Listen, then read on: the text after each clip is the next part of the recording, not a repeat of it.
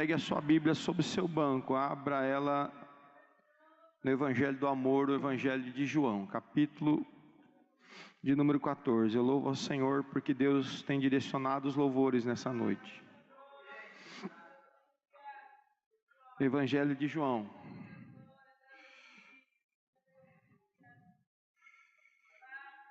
Nós vamos começar uma sequência aqui, irmãos, para Páscoa.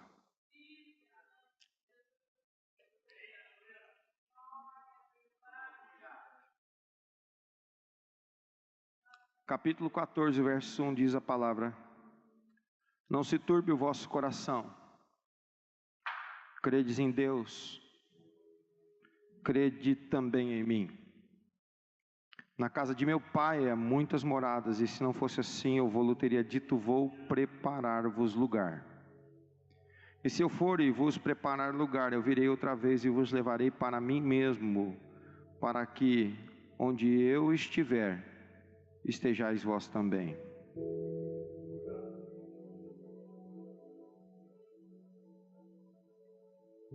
Mesmo vós que sabeis para onde vou e conheceis o caminho. Disse-lhe Tomé: Senhor, nós não sabemos para onde vais e como poderemos saber o caminho? E disse-lhe Jesus: Eu sou o caminho, a verdade e a vida. Ninguém vem ao Pai senão por mim. Versículo 27: Deixo-vos a paz, a minha paz vos dou. Não vos la dou como o mundo a dá. Não se turbe o vosso coração e nem se atemorize. Amém. Coloque a sua Bíblia sobre o banco. Feche os seus olhos aqui na tua fronte e pense em Deus nesse instante. Oramos ao Senhor eterno Deus, Pai que está nos céus.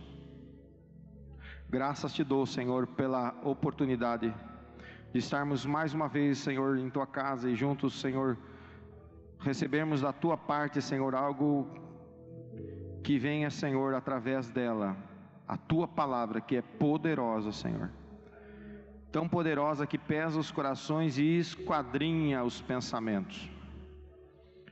Então nessa noite, Senhor, vem com a necessidade de cada coração. Essa palavra chegue aos ouvidos segundo a necessidade de cada um.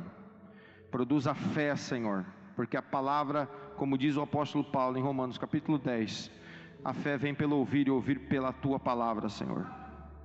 Então nessa hora, seja qual for a necessidade na vida do teu filho e da tua filha, aleluia, Senhor,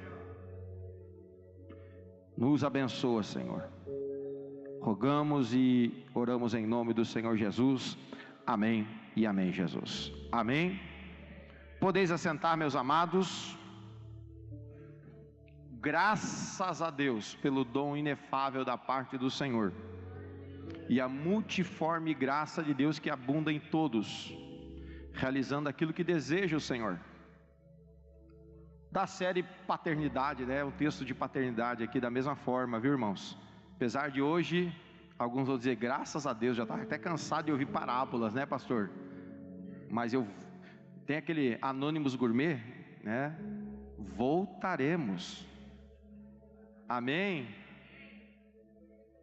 Eu fui edificado, irmãos. Alguém mais foi edificado comigo aqui? Eu também fui. Amém? Mas vou dar uma pausa porque nós estamos entrando quase, né, aí no momento de lembrança do sacrifício de Jesus na cruz. A Páscoa sempre é uma data muito especial. Eu já quero convidar todos para estarem no domingo da Páscoa, onde vamos ter aqui a apresentação das crianças, vamos ter aqui louvores especiais que o Ministério de Louvor está preparando para a Páscoa. Amém? E claro, eu tenho certeza que Deus vai nos dar uma palavra poderosa para esse dia. Mas enquanto isso, eu quero falar com você nessa série a respeito dessa semana tão importante na vida de Jesus. Ela é tão importante que Lucas, ele vai e destaca alguma coisa especial no capítulo 22, dizendo que nos preparativos Jesus fala assim, ó, eu estava ansioso por comer convosco esta última Páscoa. Talvez os discípulos não entenderam nada num primeiro momento. Jesus vai subir novamente para Jerusalém, dá em torno aí de uns 3 dias de caminhada, e Jesus vai percorrer essa distância, quem sabe os pensamentos que se passam pela sua mente, porque ele sabia que aquela seria a última semana, seria uma semana de muitos agitos. Por exemplo, na semana passada, como nós falamos a respeito um pouquinho sobre a limpeza de Jesus no templo, ocorreu nessa semana, foi quando ele depois deu aquela parábola dos 2 filhos. Essa semana também é uma semana que ele participa de alguns encontros com amigos. É uma semana importantíssima para Jesus. Dentre elas, a preocupação de Jesus em preparar os seus discípulos para a sua ascensão, ou seja, o momento em que haveria aquele rompimento da ligação física e jamais espiritual, mas haveria um rompimento físico com Jesus. E Jesus, preocupado com isso, então ele começa as suas instruções, as suas ademoestações, ensinamentos, tentando consolar e confortar já o coração dos seus discípulos. Uma coisa é quando você anda debaixo de autoridade de alguém, você se sente protegido. Eu comentava com alguns irmãos, dizendo que eu me lembrava qual foi a primeira vez que eu andei de ônibus sozinho na minha vida. Minha mãe me mandou ao centro da cidade, eu tinha 12 anos de idade. Naquele tempo dava para andar sozinho no ônibus, viu, irmãos? E ela disse: você estará seguro. Mas eu confesso para os irmãos que foi um dos dias mais terríveis da minha vida, porque eu estava só. E quando você está só, passam zilhões de coisas, vamos aumentar um pouquinho aqui, né? De coisas na sua cabeça, nos seus pensamentos. Por quê? Porque você rompeu um laço físico, mas não espiritual. A presença física de um pai, da mãe, traz muita segurança para o seu filho. Mas um filho precisa aprender a andar com as suas próprias pernas. Jesus era o irmão mais velho deles. Então ele começou a passar instruções para que eles pudessem andar com as suas próprias pernas. E ele começou com uma palavra de esperança. Olha para a pessoa linda do seu lado e diga: há uma palavra de esperança para você. Mesmo que você se sinta por vezes só, mesmo que por vezes pareça que você está num deserto. E às vezes nós temos aqui, irmãos, pessoas que estão dentro da igreja, palavra do irmão Neuci muito propícia, que às vezes vêm à igreja, mas elas se sentem solitárias, porque não quer dizer que nós estejamos na companhia de alguém, que quer dizer que nós estamos acompanhados. Estar acompanhado é estar debaixo de um laço ou de um elo de proteção, de segurança, de alimentação.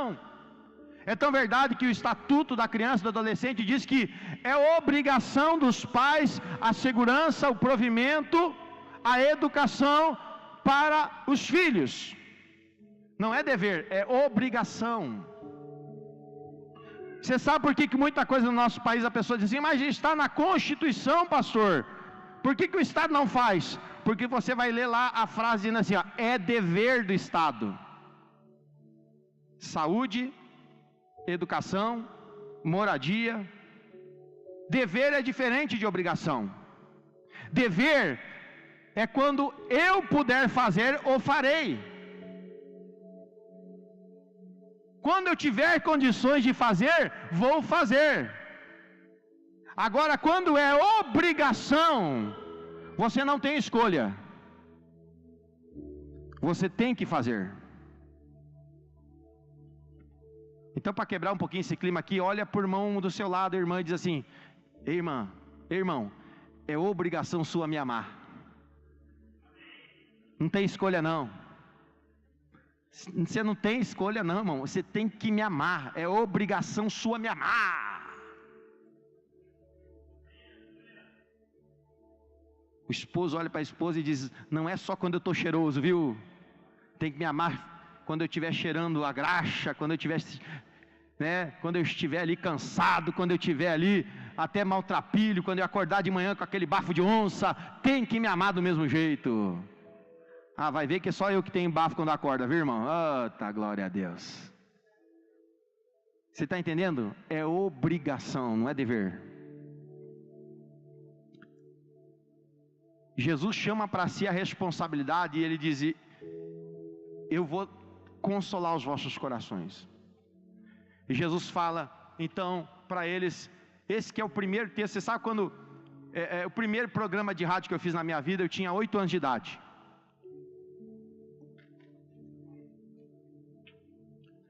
Alguém escutou o programa na Rádio Pelotense aqui?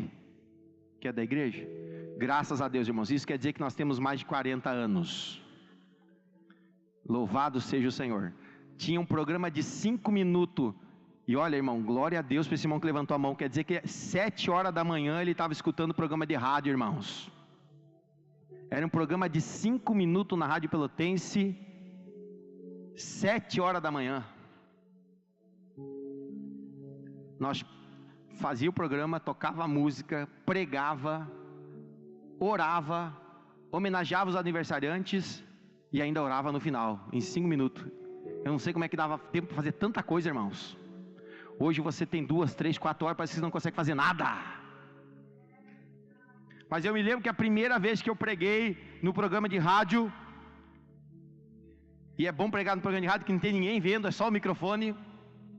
E eu me lembro: não se turbe o vosso coração, crede em Deus, crede também em mim. O que é isso que Jesus está fazendo? Jesus estava começando a consolar o coração dos discípulos e dando esperança. Às vezes tudo que nós precisamos, irmãos, é de esperança. O mundo tem um dito popular que diz: a esperança é a última que morre.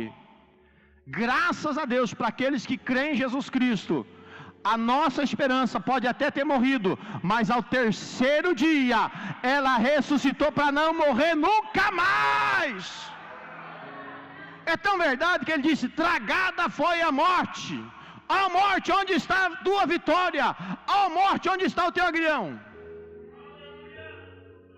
Porque ele venceu.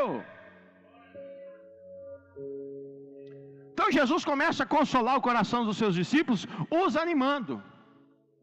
Ele disse: não se turbe o vosso coração, crede em Deus, crede também em mim. Na casa de meu pai há muitas moradas. Essa é uma das mensagens, irmãos, que fala a respeito das coisas futuras, que fala das coisas eternas em Jesus. Eu não quero decepcionar você aqui nessa noite, muito menos trazer tristeza ao seu coração, mas você não está na igreja para ser próspero. Tem outra notícia que talvez você fique um pouco triste: você não está na igreja para ser curado. Você não está na igreja para comprar carro novo. Você não está na igreja para ser bem sucedido na sua carreira profissional. Não, pastor, mas quase todo mundo prega isso. É verdade, lamentavelmente. Isso é o que a gente chama de coisa acessória, porque a principal é estar pronto para que naquele dia, como diz a palavra de Deus, ao soar da última trombeta. Está lá na carta do apóstolo Paulo, está na Bíblia, viu, irmão? Apesar de ter gente que não prega, mas está na Escritura. Carta ao apóstolo Paulo aos irmãos de Tessalônica, capítulo número 4. Amados irmãos, não quero que sejais ignorantes quanto à questão daqueles que dormem em Cristo. Porque aqueles que dormem em Cristo, ao soar da última trombeta, ressuscitarão primeiro. Eu ainda creio na ressurreição dos mortos. Vou continuar crendo. E a Bíblia diz: e estes que dormiram em Cristo ressuscitarão primeiro. E nós, os que estamos vivos, tem alguém vivo aqui nessa noite? Vamos ver se sai um glória aí. Vamos ver se sai um amém aí. Vamos ver se sai um aleluia aí. Tem alguém vivo aí do seu lado, meu irmão? Então essa pessoa linda aí do seu lado, a Bíblia diz que ele vai ser arrebatado. Tem mais alguém que crê no arrebatamento aqui, irmão? E junta, ei, irmão, escute aqui comigo. Ninguém vai chegar na presença do Senhor antes que o outro.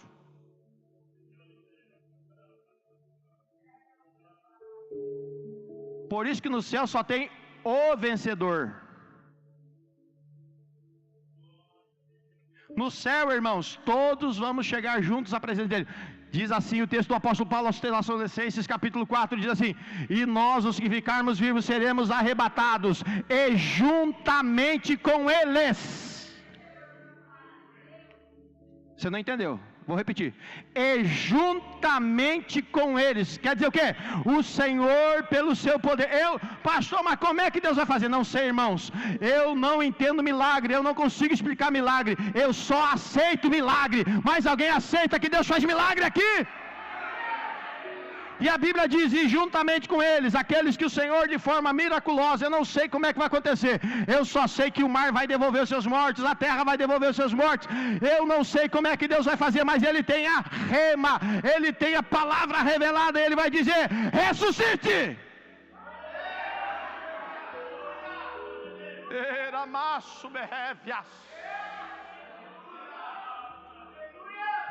E a Bíblia diz que eles, juntamente conosco, iremos ao encontro do nosso Senhor nos ares.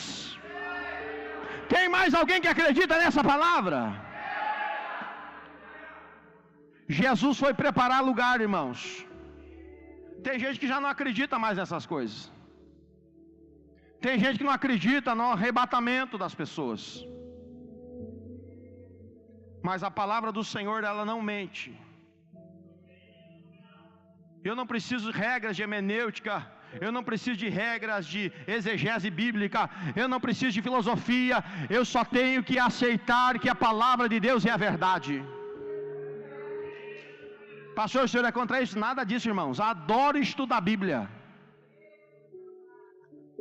Mas tem um versículo lá no livro de Levíticos, que coisas misteriosas ficarão ocultas a nós, não serão reveladas a nós. Mas naquele dia os nossos olhos vão se abrir. Jesus começa a consolar os seus discípulos, dizendo: não se turbe o vosso coração. Agora o que me chama a atenção, irmãos, é o cuidado de Jesus com os seus. A Bíblia fala que ele começa as consolações dizendo: ei, tem um caminho a ser percorrido, tem um caminho a ser trilhado, há uma cruz ainda a ser levada. Se você prestar atenção, irmãos, vou fazer um parênteses aqui na mensagem. Eu sei que você já deve ter ouvido muitas mensagens do cego Bartimeu. Quem já ouviu? Olha, tem gente que não ouviu, vamos ter que pregar aqui de novo. Ô glória, já dá para fazer uma dúzia de sermão sobre Bartimeu aí. A Bíblia diz que Bartimeu todos os dias ficava à beira do caminho. Ele estava no caminho ou fora do caminho, igreja?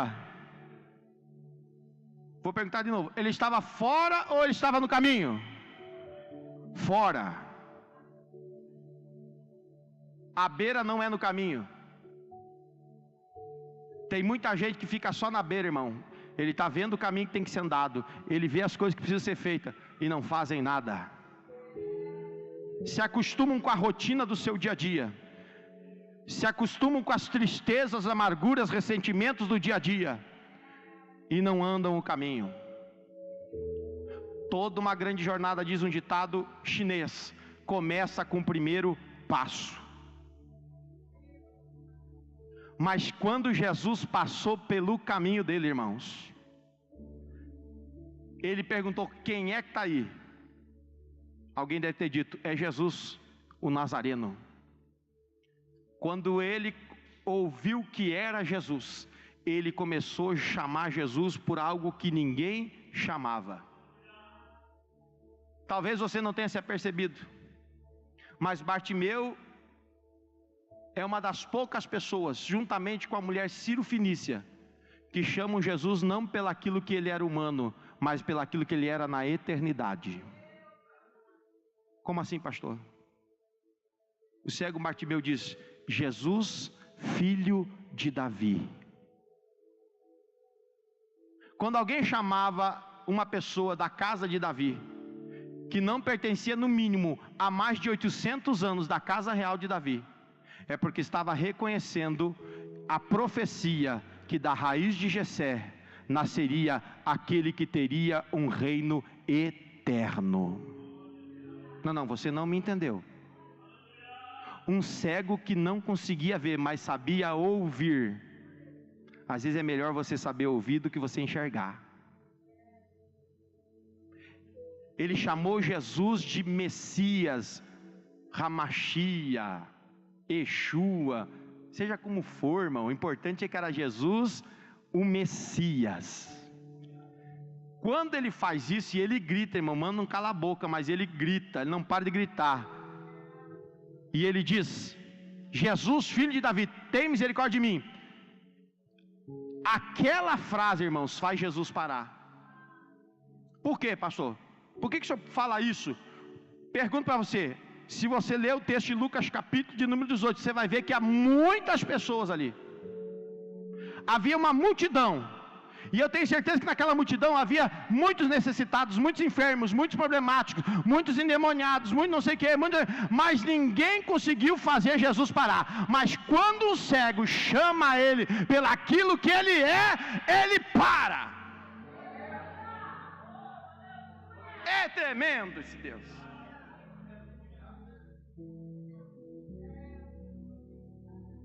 Eu tenho certeza, irmão, que se você começar a chamar o Senhor pelaquilo que Ele é, o que Ele é, pastor? Senhor dos senhores, Rei dos reis, Pai da eternidade, Príncipe da paz, o Conselheiro, Guarda de Israel, aquele que não dorme, aquele que não tosqueneja, aquele que é, aquele que será e sempre há de ser.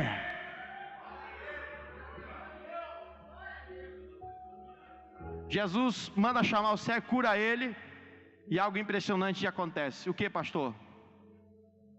Às vezes a gente para ali nas pregações, mas o versículo seguinte diz: e seguia Jesus pelo caminho. Para onde é que Jesus ia? Para Jerusalém, cidade da luz, para Jerusalém, cidade do Deus eterno. Isso, irmãos, é uma comparação, uma analogia do caminho que você deve seguir. Você deve seguir Jesus para Jerusalém eterna. Jesus foi para Jerusalém eterna preparar lugar. Pare de estar à beira do caminho, pare de estar parado no caminho, comece a seguir Jesus pelo caminho, e você vai para Jerusalém eterna. Mas havia ainda uma jornada, diga comigo, ainda há uma jornada.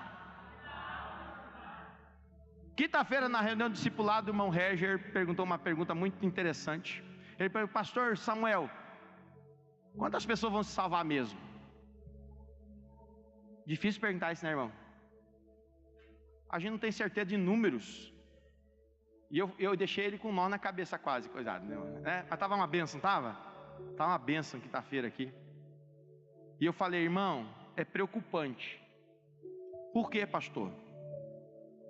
Porque a Bíblia, ela dá resposta para tudo. Ela não diz, vai se salvar. Por exemplo, o planeta Terra hoje deve estar passando já dos 7 bilhões de habitantes. Eu não sei porque eu não li o último censo global, mas acho que já está passando disso, né, Jada? 7 bilhões de seres humanos comendo nessa terra. Oh, glória! Será que 1 bilhão se salva? 2 bilhões se salva? Não sei, irmãos, eu não tenho números. Mas se fôssemos levar ao pé da letra, eu tenho esperança que não seja, viu, irmãos? Se Deus puder usar de misericórdia, né? Qual é o parâmetro, pastor? O meu parâmetro é um texto do Novo Testamento e do Velho Testamento. Jesus entrega uma parábola chamada parábola dos dois caminhos. Eu não vou pregar a parábola, mas vou dar um parâmetro. A Bíblia diz que apertada é a porta, estreito é o caminho que conduz à vida eterna, e são muitos que passam por ele. Glória a Deus. Não, irmão, está tudo errado. A Bíblia diz: são poucos que passam por ele.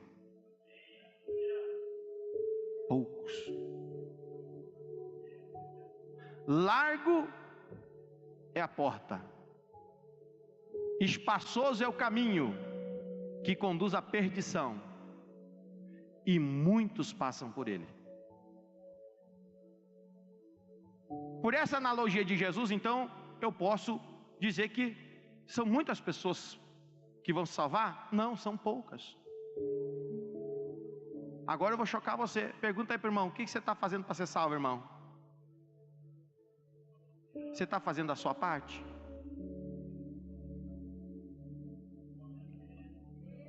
Se nós, eu não estou, irmão, por favor, quando o pastor falar aqui, não é doutrina, é um pensamento do pastor Samuel, é um desvaneio cognitivo na minha cabeça. Não tomem isso por doutrina, mas eu posso ter a liberdade que a palavra de Deus me dá de pensar. Se você pegar a história do Velho Testamento, quando o povo de Israel estava escravo no Egito, e a Bíblia diz que são mais de 430 anos que os filhos de Jacó ficaram no Egito subjugados, até que o povo clamou e o Senhor lhes deu um libertador. Êxodo capítulo 2. Passado toda aquela história que o crente já sabe porque assistiu a novela da Record, não porque leu a Bíblia, e porque está assistindo no Netflix agora a reprise, os 10 mandamentos, oh glória a Deus. Irmão, eu recomendo, quando você lê junto com o autor, é muito melhor. Eu não vi um amém, só irmão Paulo. Obrigado, irmão Paulo. Você me entendeu? Quando você lê o livro junto com o autor, é muito melhor, irmão. A Bíblia diz no livro do Êxodo que saíram 600 mil homens a pé do Egito, fora mulheres e crianças. Pense comigo, quantos homens? 600 mil. É um bocado de homem, irmãos. Bote aí então uns 4,5 milhões, porque a mulher é maioria, criança nem se fala. Passaram numa jornada, irmãos, que era para durar 22 dias só. O caminho das caravanas do Egito à Palestina, 22 dias. Mas a Bíblia diz que por causa da dureza do coração deles, eles passaram 40 anos peregrinando no deserto. Olha para o irmão que está aí do teu lado, cheiroso, bonito, com um sorriso maravilhoso, e escovou os dentes para vir na igreja, falar com você e dizer: paz do Senhor Jesus, e diga para ele: ei meu irmão, não, me ajuda a ser profeta aqui nessa noite. Diz assim: ei meu irmão, você sabia que entre o Egito e a terra da promessa tem sempre um deserto no meio?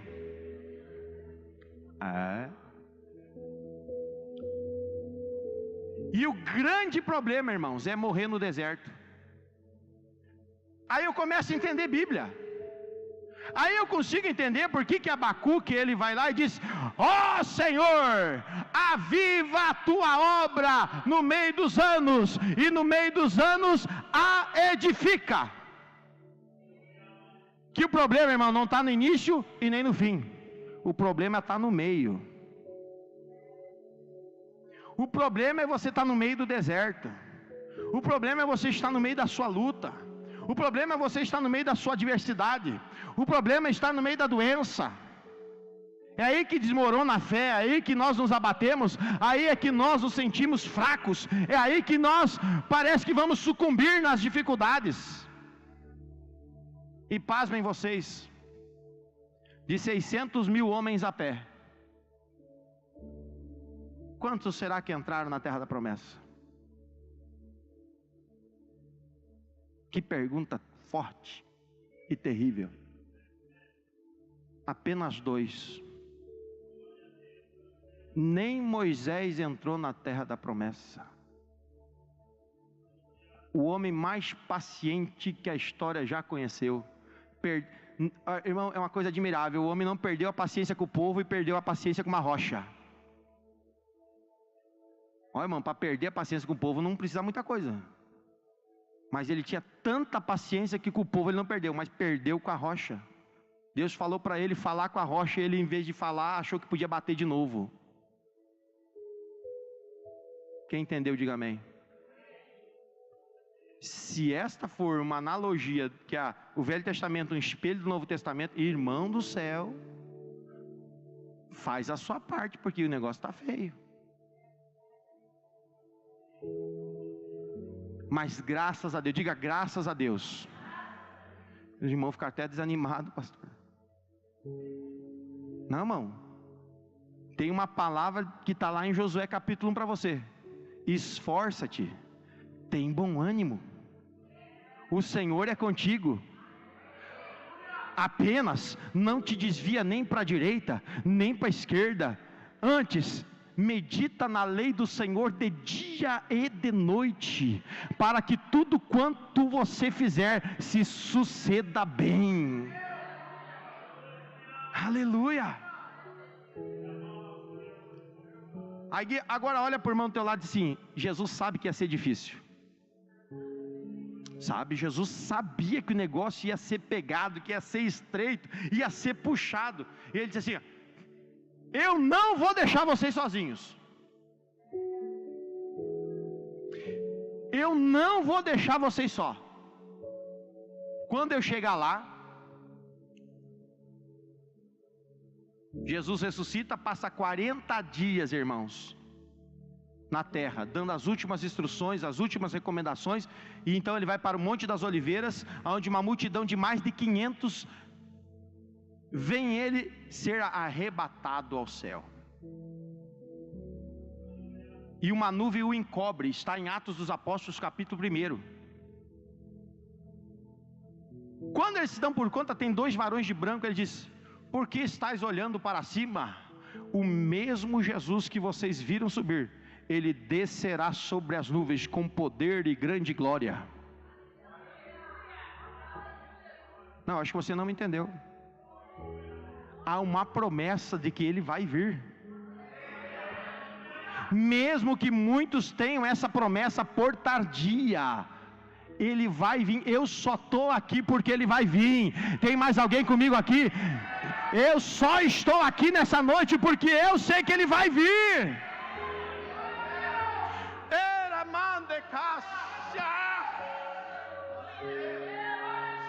Aleluia.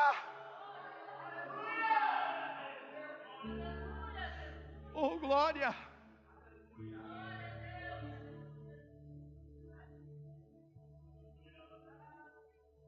Ele sobe, passam 10 dias.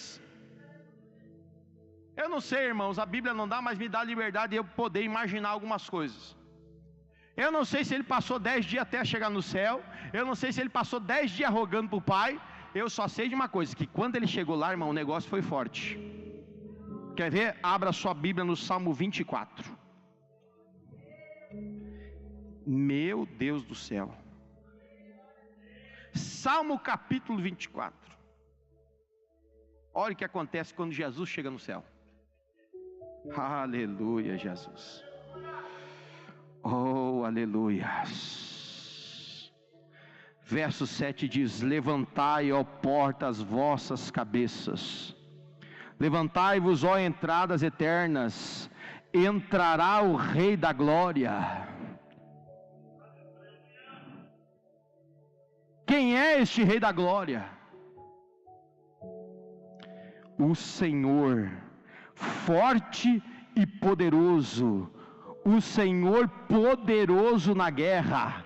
Levantai, ó portas, vossas cabeças, levantai, ó portas, entradas eternas, entrará o Rei da Glória. Quem é este Rei da Glória? O Senhor dos Exércitos. Ele é o Rei da Glória. Irmãos, eu tento imaginar o céu.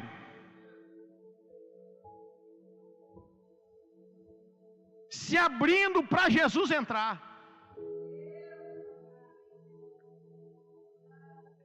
Jesus agora não é mais o homem encarnado no ventre de Maria.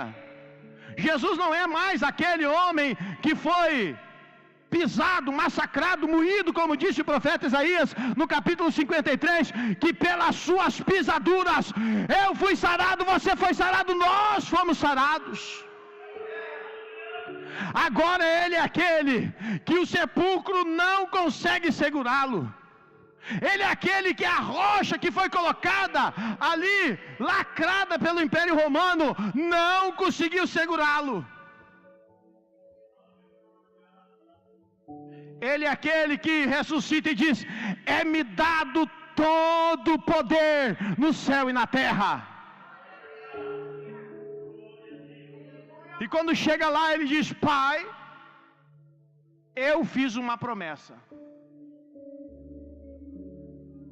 Eu fiz uma promessa. Não só aqueles que estão lá. Porque se você olhar o Evangelho de João, capítulo 17, você vai ver que na oração sacerdotal, Jesus já fala de você. Como assim, pastor? Não estou entendendo. Sim, Jesus já mencionou você na sua oração sacerdotal. Como assim, pastor? Nós já estamos mais ou menos há mais de 2014 ou 2019 anos que Jesus pisou nessa terra e nasceu. Sim, mas quando ele estava lá naquele monte e ele estava orando ao Pai, e ele estava pedindo ao Pai, ele disse: Pai, eu não só te agradeço pelos que me deste, mas por aqueles que ainda tu vais me dar. Eu estava naquela oração. Tem mais alguém comigo aí? Aleluia! Oh, glória! Jesus orou por mim e por você. Ele agradeceu e ele sabia: Pai, eu fiz uma promessa, que eu não ia deixar eles órfãos, mas que eu ia pedir para que tu enviasses o Espírito Santo. E a Bíblia diz que cumprindo o dia de Pentecostes, são 50 dias após a Páscoa, Jerusalém está repleta de pessoas.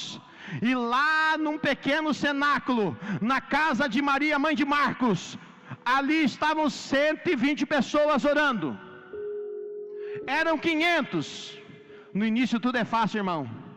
No início todo mundo está junto, mas permanecer não é uma coisa muito fácil. Mas graças a Deus havia 120 pessoas ali, que permaneceram fiéis na promessa. Diga para o irmão: irmão, fica firme na promessa, porque aquele que prometeu é fiel para cumprir. Aquele que prometeu é fiel para cumprir. Aquele que prometeu é fiel para cumprir. Aquele que prometeu é fiel para cumprir. E a Bíblia diz que então se ouviu um som como de um vento impetuoso que encheu toda aquela casa, e foram repartidas línguas como que de fogo sobre a cabeça de que todos que estavam ali, e começaram a falar em outras línguas.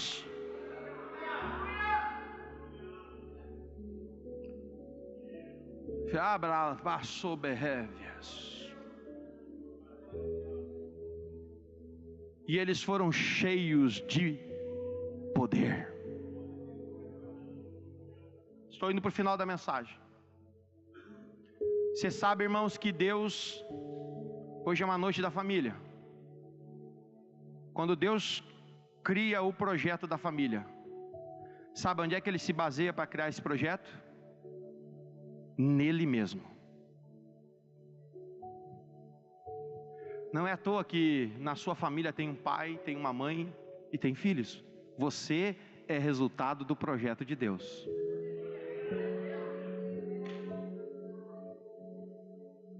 Você é resultado de algo que nasceu no coração de Deus. Você sabe que a figura paterna, pater, a palavra de paternidade provê de protetor.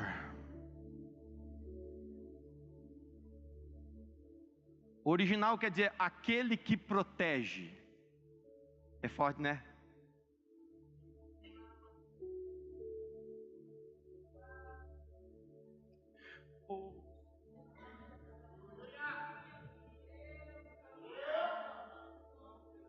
Deus olha o seu modelo de família e Ele diz: eu vou criar algo que seja semelhante a nós. Se você vê a figura do Filho na Trindade, nós temos um Deus que é trino. Um Deus, pastor, eu nunca consegui entender esse negócio da Trindade. Eu explico para você. Deus é como uma bergamota. Aí você vai entender legal isso aí. Como assim? Para você poder entender as três pessoas numa só. Se você tirar um gomo da bergamota, é uma bergamota? Não, é um gomo. Agora, se você botar todos os gomos juntos em uma casca por fora, é o quê? Uma bergamota. Deus só é Deus porque tem Pai, Filho e Espírito Santo. Os três juntos é Deus. Inseparáveis em sua ligação.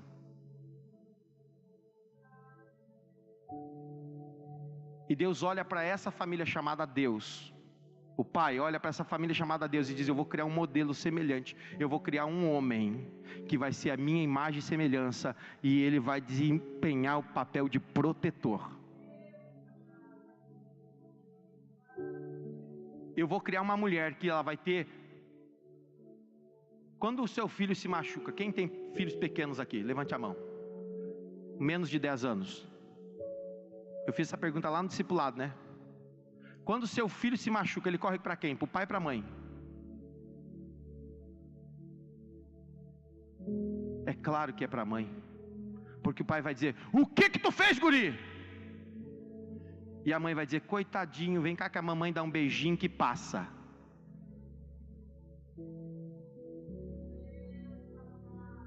Não é assim? Sabe por quê?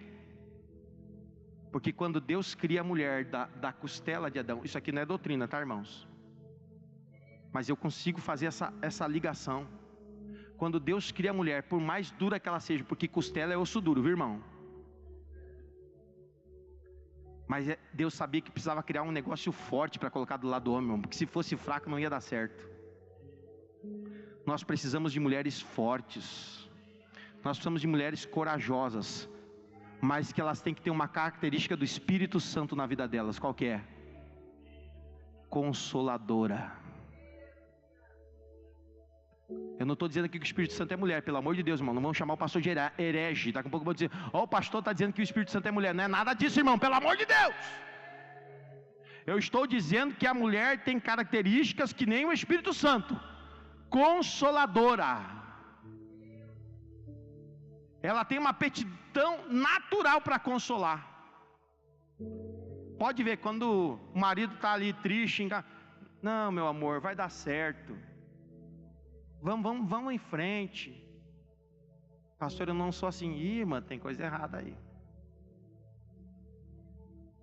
Vamos tentar de novo. Vai dar certo.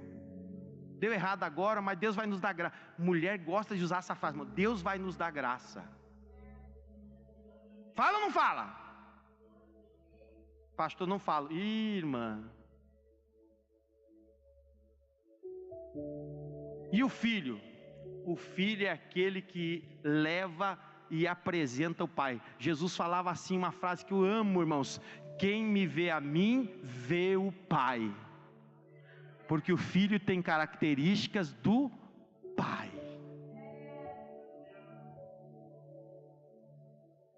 Tremendo isso, né, irmão? Pastor, não está funcionando lá em casa.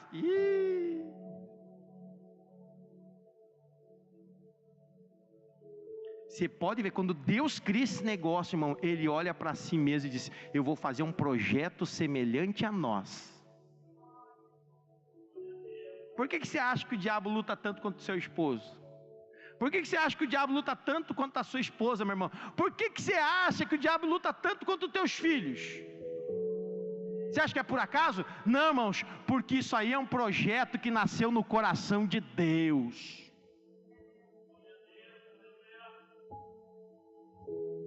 Convido você a ficar sobre os teus pés. Eu quero que você declare agora: há uma esperança. Não, mas fala com voz de profeta. há uma esperança. Quantos pais de família nós temos aqui nessa noite? Irmão, você é casado, é pai, pela fé nem que seja. A família não começa quando nascem os filhos. A família começa quando nasce um casamento. O ponto de partida de família é um casamento. Não é ter filhos para depois casar. É casar para ter filhos. Por isso tem casamento que às vezes não dá certo. Que estão lutando. Tem que quebrar esse negócio e dizer: Senhor, no passado nós erramos, mas agora a gente está consertado contigo. E a minha casa vai ser abençoada. Aí é o papel do pater, protetor. O camarada tem que chamar a responsabilidade para si e dizer assim: ó, eu e minha casa serviremos ao Senhor. Não, você não entendeu. Quando toda Israel estava a ponto de se desviar, todo Israel estava pegando o caminho errado, Josué puxou para si a responsabilidade e disse: vocês servir ao Deus que vocês quiserem, mas eu e minha casa serviremos ao Senhor. Assim como Paulo chegou para o carcereiro de Filipe. Eu vou convidar o pessoal do vocal que está cantando aqui. Vem para cá, você vai me ajudar. Assim como o carcereiro de Filipe, em Atos dos Apóstolos capítulo 16, ele recebe uma palavra do apóstolo Paulo,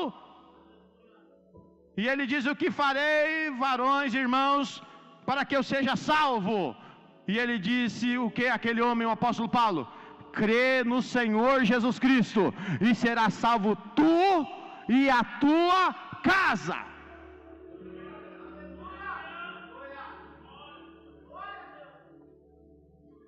É a responsabilidade do pater.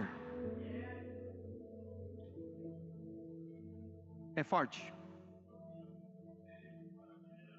Nós precisamos restaurar o papel do homem na família. Nós precisamos restaurar o papel do homem na sociedade. Não é porque o homem foi injusto, não é porque o homem foi mau, não é porque o homem agiu incorretamente com a sua família, com a sua esposa, com os seus filhos, que nós vamos permitir que o diabo destitua o homem da sua posição. E aqui não é uma questão sociológica, não é uma questão filosófica, não é uma questão de machismo, é uma questão de princípio bíblico. Se você quer ser abençoado, você precisa seguir os princípios bíblicos. Se você não tem o teu esposo aqui na igreja, a Bíblia diz que você pode ganhar ele sem palavras. Começa a tratar ele bem, faz comida que ele gosta, faz uns cafuné na orelha dele para ver se ele já não se converte, meu irmão. Agora você fica só em campanha de oração, dobrando o joelho na cama, dizendo: Senhor, converte esse homem, muda a vida desse homem, faz alguma coisa com esse homem. Esse homem nunca vai vir para a igreja. A Bíblia diz que você ganha ele sem palavras.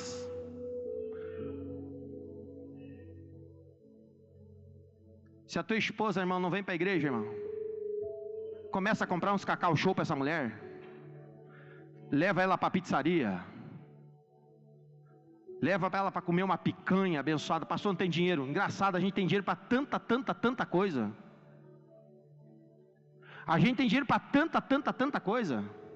E a gente não tem dinheiro para investir na pessoa mais importante da nossa vida, depois da mãe. Porque mãe só tem uma, viu, irmãos?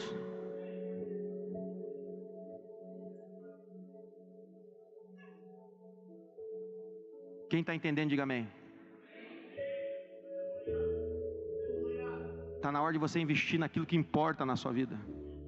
Você vai ver, se você começar a fazer isso, irmão, se você começar a fazer isso, irmão, sabe que essa pessoa que não é crente, teu esposo não é crente, o teu esposo não é crente, sabe que ele vai dizer assim: rapaz, esse negócio da igreja está funcionando. Essa mulher está transformada, esse homem está transformado mesmo. Eu acho que vou até ter que ir na igreja também, para ver o que está acontecendo. Quem entendeu? Eu quero que você feche os teus olhos. Eu quero que você ponha a mão sobre o seu coração. Eu quero ver a minha família salva. Se você quer ver a sua família salva, você vai clamar, você vai pedir. Eu sei que a luta vem, irmãos, as dificuldades elas vêm, as nuances do dia a dia eles vêm. Mas um dia tudo isso vai acabar.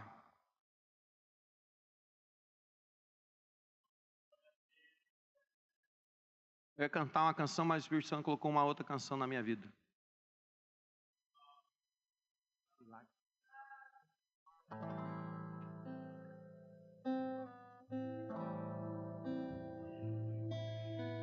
Quem está precisando de um milagre aqui? Feche os olhos, igreja. Eu quero que todos fechem os olhos. Quem precisa de um milagre? O que é milagre, pastor? Milagre, irmãos, é aquilo que eu não posso fazer. Milagre é aquilo que você não pode fazer. Não tem recurso humano que possa fazer. Não tem dinheiro humano que possa comprar. Não tem sabedoria humana que possa resolver esse problema. Somente uma intervenção sobrenatural. Eu não sei por que eu estou falando isso. Eu só sei que o Espírito Santo colocou isso no meu coração. Então eu quero profetizar. Nessa noite, você que precisa de algo que aos teus recursos é impossível. Vou explicar para você me entender melhor. Pedir perdão, você pode. Tem gente que não fala com alguém há muito tempo. Deixou tristeza, rancores entrar no coração. Não falo não. Se ele quiser que venha me pedir perdão. Mas você pode, a Bíblia diz que se você tem alguém que tem alguma coisa contra você, vai ter com ele e peça perdão. Isso você pode fazer, você não precisa de um milagre para isso. Você não precisa de um milagre, irmãos, para ser fiel. Você só precisa ser fiel. Você não precisa de um milagre para consertar as relações conjugais. Basta se desculpar. Você não precisa de um milagre, meu irmão, para tomar uma posição e sair, quem sabe, do sedentarismo que está deixando o seu corpo doente. Você precisa só levantar amanhã de manhã cedo e caminhar. Agora, se você tem alguma coisa que é impossível, não tem recurso humano que faça acontecer, então é por você que eu quero orar. Por exemplo, alguma esposa aqui pode converter o coração do seu esposo? Não. Alguma mãe aqui pode resgatar o filho que está na droga, ou que está passando por alguma coisa que ela não gostaria que ele passasse, mas como está fora do controle, porque eu não posso agir por ninguém, eu não posso controlar ninguém, então só Deus pode.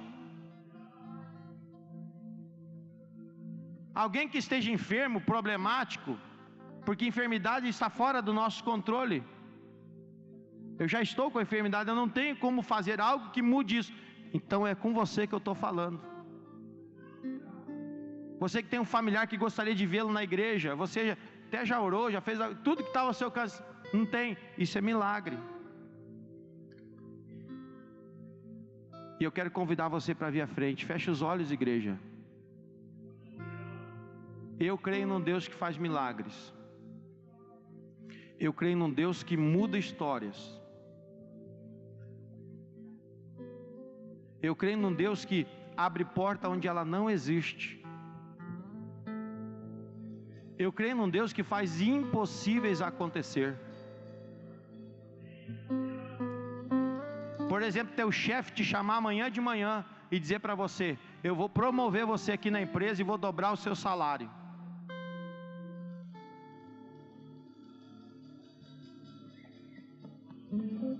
A gente não crê nessas coisas, né, irmão?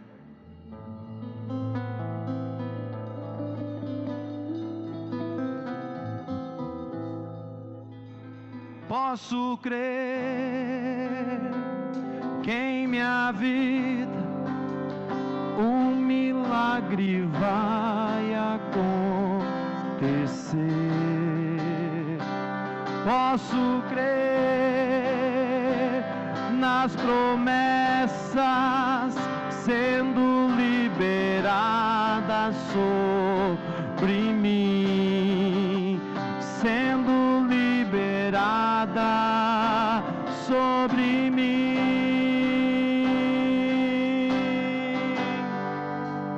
Hoje o meu milagre vai chegar. Eu vou crer, não vou duvidar.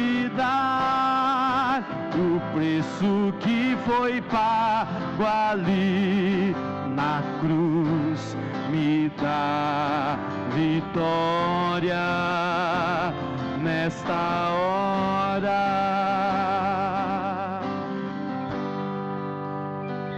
Posso ver que em minha vida um milagre vai acontecer. Posso ver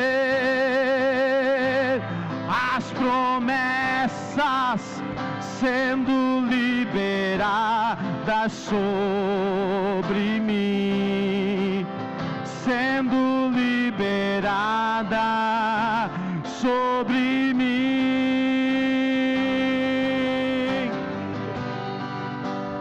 Hoje o meu milagre vai.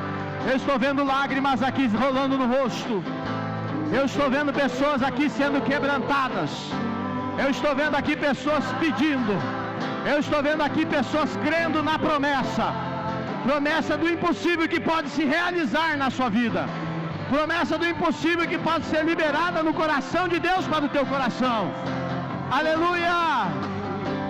Tua morte, tua cruz, teu sangue derramado no Calvário está selado, foi consumado.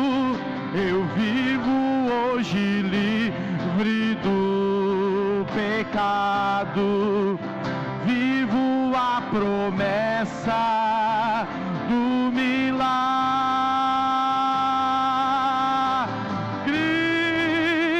Hoje o meu milagre vai. Eu vou crer, não vou duvidar.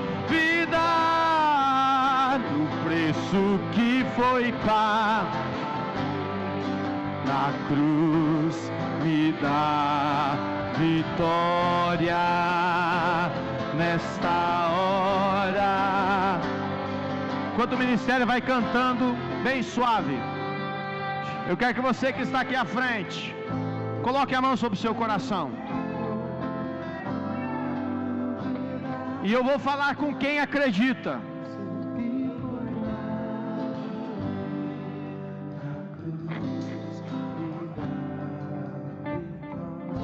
Eu estou crendo, irmãos, porque não sou eu que falo isso, é Jesus. Há uma porta aberta diante de vós. Tem uma porta aberta. Você que está aqui na frente, por favor, olhe para mim aqui no altar. É muito forte isso, irmãos. Tem uma porta aberta diante de você. Agora, quem escolhe passar pela porta é você. Jesus abre portas, porque Ele mesmo diz: eu sou a porta das ovelhas. Quem passar por mim encontrará pastagens. O que ele está dizendo? Se você passar por mim, você vai ser alimentado, nada vai faltar para você. Eu vou ser o teu protetor, eu vou ter o teu auxiliador, eu vou estar contigo na hora da luta, da adversidade. Ele está dizendo: eu serei convosco todos os dias, até a consumação dos séculos. É a promessa de Deus através do Espírito Santo. A pergunta é: você vai ficar esperando até quando? Até quando você vai ficar esperando para passar pela porta? Eu vou fazer uma pergunta muito franca para você aqui na frente. Você não está cansado de fazer as mesmas orações sempre? ficar repetindo sempre a oração, Senhor, faz isso, faz isso, faz isso, mas Jesus já fez, irmão.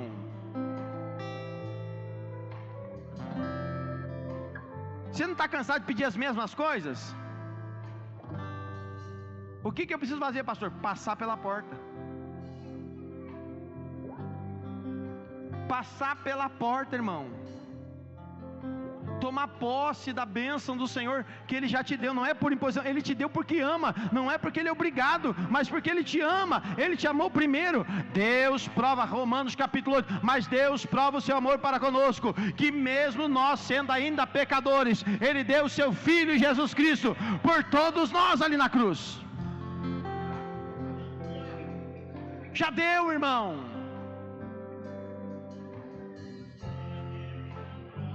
Então eu quero que você agora levante a tua mão. Levante a tua mão direita, mão de vitória, mão de conquistador. Quando você conquista uma coisa, você não faz hey! Quando você ganha, hey! Eu quero que você tenha essa atitude com Deus. Diga, obrigado, Senhor, eu já venci em Ti. Obrigado, Senhor, eu já fui abençoado em Ti. Obrigado, Senhor, eu já fui curado em Ti. Obrigado, Senhor, eu já fui abençoado em Ti. Oh, aleluia. E você dá o primeiro passo, passando pela porta, e o Senhor vai te conduzindo, o Senhor vai te conduzindo, o Senhor vai te conduzindo, até chegar lá, de fé em fé. A palavra de Deus diz que na tribulação produz a paciência produz a experiência, e a experiência produz a esperança. Onde não existe sombra de variação, onde não existe conflito, onde não existe divergências, você já tem esperança em Jesus. Então eu quero que você dê um abraço apertado nessa pessoa perto de você aqui na frente e diga, ei, irmão, já vencemos em Jesus, você já foi curado em Jesus.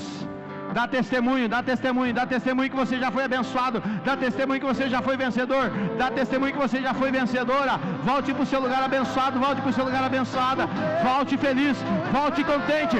Jesus já te deu vitória, Jesus já te deu vitória, Jesus já te deu vitória.